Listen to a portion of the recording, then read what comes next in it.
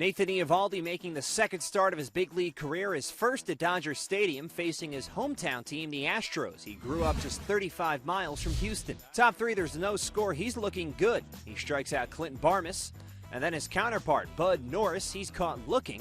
Eovaldi did not allow a hit through 3.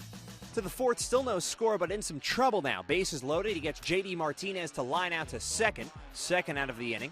Then Jimmy Paredes flies out. That ends the inning and the threat. Bud Norris, though, doing his part. Here in the fifth, he strikes out Eovaldi. And then Aaron Miles down on strikes. And finally, Casey Blake. He gets the side in order. Top six, J.B. Shuck with the game still scoreless. And that's going to be a leaping catch by Aaron Miles.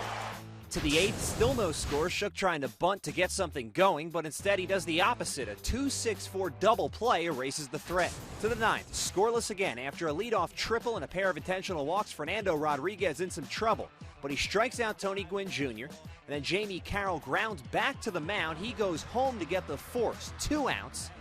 So finally, Aaron Miles, the last chance for the Dodgers to win it in 9. He grounds to second. That ends the inning. To extras we go. So we head to the 10th. Matt Kemp up with 2 on, nobody out, facing David Carpenter. And that's going to be fisted just fair. Here comes Casey Blake, and the Dodgers win it 1-0 on a flare single to right field. 86th RBI of the year for Kemp as the Dodgers snap a 4-game skid with a 1-0 win. Their 6th 1-0 victory of the season. Eovaldi allowed just 2 hits in 6 innings, but he struggled to find the zone. He threw just 50 of his 86 pitches for strikes. Josh Lindblom picked up the win.